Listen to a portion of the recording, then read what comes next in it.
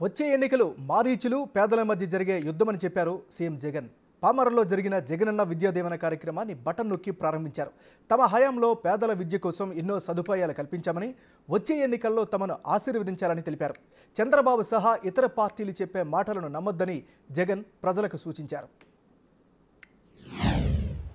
యుద్ధం జరుగుతూ ఉంది.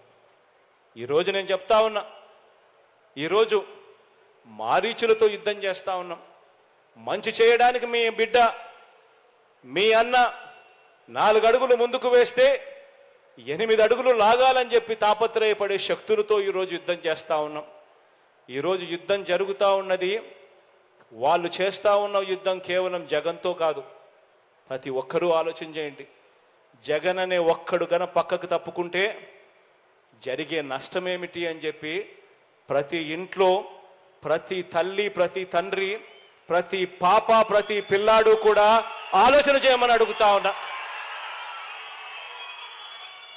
జగన్ అనే వ్యక్తి ఒక్కడు పక్కకు పోతే ఇక పిల్లల చదువులు ఉండవు, గవర్నమెంట్ బడులలో ఇంగ్లీష్ మీడియం ఉండదు, పిల్లల చదువుల గురించి ఆలోచన చేసే మనస్తత్వం ఉండదు, 100% ఫీజు రీయింబర్స్మెంట్ కథ దేవుడెరుగు, పిల్లలను పట్టించుకునే పరిస్థితి ఉండదు.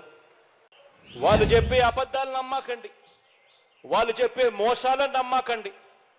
రాబోయే రోజుల్లో ఇంకా అబద్ధాలు ఎక్కువ చెప్తారు, రాబోయే రోజుల్లో ఇంకా మోసాలు ఎక్కువ చెప్తారు. ప్రతి ఇంటికి కేజీ బంగారం ఇస్తామంటారు, ప్రతి ఇంటికి బెంజ్ కారు కొనిస్తామని కూడా చెప్తారు రాబోయే రోజుల్లో. కానీ ఆలోచన చేయమని అడుగుతా ఉన్నా, మీ ఇంట్లో మాత్రం ఎవరు మంచి చేశారు, ఎవరి హయాంలో మంచి జరిగింది అన్నది మాత్రమే ఆలోచన చేయమని కోరుతా ఉన్నా. మీ ఇంట్లో మీ జగన్ వల్ల, మీ అన్న వల్ల, మీ తమ్ముడి వల్ల, మీ బిడ్డ వల్ల మీ ఇంట్లో మీకు మంచి జరిగి ఉంటే మాత్రం మీ అన్నకు తోడుగా మీరే ప్రతి ఒక్కరూ కూడా అడుగులు ముందుకు వేయండి, సైనికుల్లా నిలబడండి అని మాత్రం చెప్తా ఉన్నా. పేద పిల్లల భవిష్యత్ మార్చాలి అని చెప్పి నేను చూపించిన తాపత్రయంలో, మీ అన్న చూపించిన తపన తాపత్రయంలో కనీసం 1% అప్పట్లో చంద్రబాబు నాయుడు గారు చూపించాడా అని చెప్పి ఆలోచన చేయమని అడుగుతా ఉన్నా. ఈరోజు గవర్నమెంట్ బడిని అదే చంద్రబాబు నాయుడు గారు చేసిందేమిటి, ఆయన చేసిన మంచేమిటి అని అంటే మాత్రం ఏ ఒక్కరికి కూడా ఏది గుర్తుకు రాదు. పేద పిల్లల చదువుల గురించి కానీ, వారి భవిష్యత్తు మార్చాలని కానీ, వారి కోసం ఆయన చేసిన మంచేమిటి అని అంటే ఒక్కటి కూడా చంద్రబాబు నాయుడు గారి పేరు చెప్తే గుర్తుకు రాదు.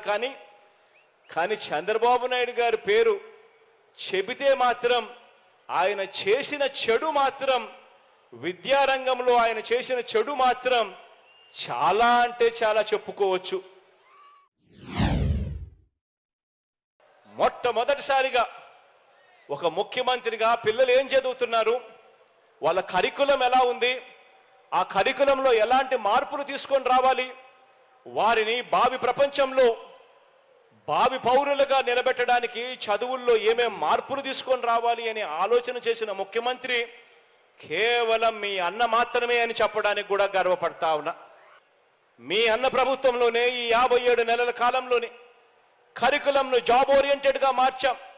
4 ఏళ్ల ఆనర్స్ కోర్సులు తీసుకొచ్చాం. 10 నెలల తప్పనిసరి ఇంటర్న్షిప్ అనేది, మ్యాండేటరీ ఇంటర్న్షిప్ అన్నది కూడా తీసుకొచ్చింది కూడా ఇప్పుడే. మొట్టమొదటిసారిగా మన కరికులంలో సర్టిఫైడ్ ఆన్లైన్ వర్టికల్స్ను తీసుకువచ్చి మన కరికులంలో భాగం చేసింది కూడా కేవలం ఈ 57 నెలల్లోనే మీ అన్న ప్రభుత్వంలోనే చెప్పడానికి గర్వపడతా ఉన్నా. మొట్టమొదటిసారిగా చదువుల్లోకి ఆర్టిఫిషియల్ ఇంటెలిజెన్స్, చదువుల్లోకి మెషిన్ లెర్నింగ్, చదువుల్లోకి వర్చువల్ రియాలిటీ, చదువుల్లోకి ఆగ్మెంటెడ్ రియాలిటీ, ఇవన్నీ కూడా అనుసంధానం చేస్తూ విద్యారంగంలోకి అడుగులు వేయించింది కూడా కేవలం ఈ 57 నెలల కాలంలోనే. ఈరోజు మనం తీసుకొస్తా ఉన్న ఈ మార్పులన్నీ కూడా మరో 10-15 సంవత్సరాల తర్వాత ఎలా ఉంటాయో ఒక్కసారి ఊహించుకోమని అడుగుతా ఉన్నా. ఈరోజు విత్తనం వేస్తా ఉన్నాం. వచ్చే 10-15 సంవత్సరాలలో ఈ విత్తనాలన్నీ కూడా ఒక అద్భుతమైన ఫలితాలు ఇచ్చే కార్యక్రమం జరుగుతుంది. గవర్నమెంట్ బడులలో చదువుతా ఉన్న మన పేద పిల్లలు అంతర్జాతీయ స్థాయిలో మరో 10-15 సంవత్సరాలలోనే అంతర్జాతీయ స్థాయిలోనే అనర్గళంగా ఇంగ్లీష్ మాట్లాడుతూ ఐబీ సర్టిఫికెట్లు సైతం చేతిలో పుచ్చుకొని హార్వర్డ్, ఎంఐటి, ఎల్ఎస్సి, ఎల్బిఎస్ వంటి అంతర్జాతీయ విశ్వవిద్యాలయాల్లో అక్కడ మాత్రమే అందుబాటులో ఉన్న కోర్సులను సైతం ఆన్లైన్లో ఆ సర్టిఫికెట్లను కూడా సొంతం చేసి ఇంత క్వాలిఫైడ్ పర్సనల్గా బయటకు వచ్చి మరో 10-15 సంవత్సరాలలో ఉద్యోగాలకు వాళ్ళు అప్లికేషన్ పెడితే అప్పుడు మన పిల్లలకు ఉద్యోగాలు ఎక్కడొస్తాయో తెలుసా? అంతర్జాతీయంగా ఉన్న పెద్ద పెద్ద మల్టీనేషనల్ కంపెనీస్లో మన పిల్లలు అందరికన్నా ముందుగా ఉంటారు.